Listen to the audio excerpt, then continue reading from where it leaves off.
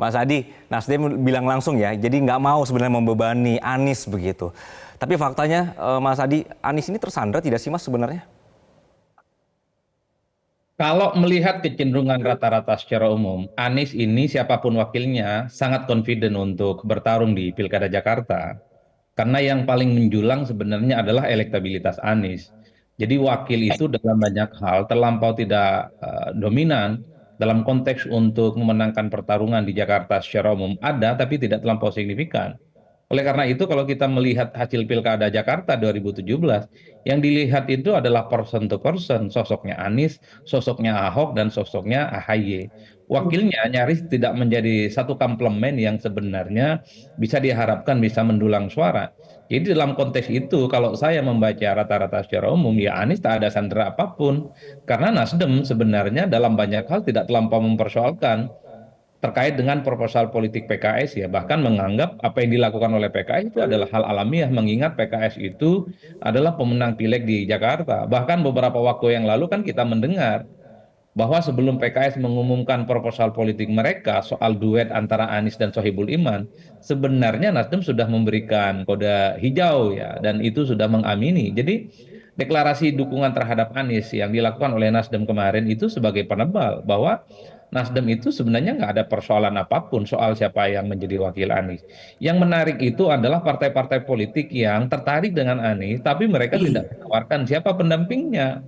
PKB dukung Anies, kan tinggal tawarkan kira-kira siapa yang kemudian akan ditawarkan oleh PKB. Nanti kan didiskusikan sama Nasdem sama PKS. Kalau Oke. PDIP juga tertarik mengusung Anies Baswedan, pasti ditanyakan siapa proposal pendampingnya. Bahkan PAN katanya tertarik dengan Anies dengan catatan Zita Anjani sebagai wakilnya. Nah, partai seperti Nasdem sama PKS ini satu mazhab politiknya. Deklarasikan dulu dukung Anies, baru ngomong wakil, kan kira-kira begitu jalan ceritanya. Yang repot itu Oke. belum deklarasi sudah menawarkan wakil, nggak akan mungkin ada kompromi.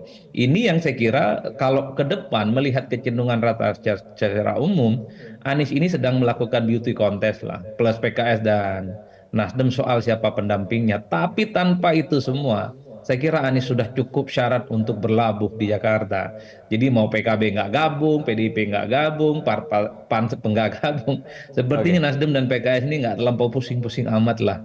Jadi mereka ini cukup confident hanya dua partai karena yang dilihat dalam kompetisi elektoral di pilkada itu adalah sosok calon gubernur, bukan seberapa banyak dukungan partai yang terjadi. Nah, yang Oke. kedua yang ingin saya katakan, saya coba ingin membantah pernyataan sejumlah kawan-kawan partai politik.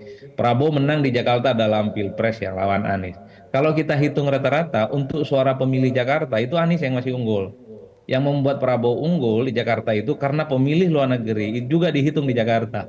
Jadi ini adalah sesuatu yang seringkali agak luput dibaca oleh publik. Jadi kalau kita membaca pemilih secara utuh di Jakarta terkait dengan Pilpres 2024, Anies itu relatif unggul 150.000 dibanding Prabowo dan Gibran. Tapi ketika suara di luar negeri itu juga dihitung bagian dari suara Jakarta, disitulah kemudian Prabowo dan Gibran yang menang. Oke. Jadi hati-hati juga membaca data. Oleh karena itu, ini yang sebenarnya menjelaskan kenapa PKS dan Nasdem sangat confident. Sekalipun hanya dua partai ini yang akan menjadi pengusung Anies, mereka tidak terlampau memusingkan soal apakah ada partai politik yang bergabung atau siapa lawan politik mereka.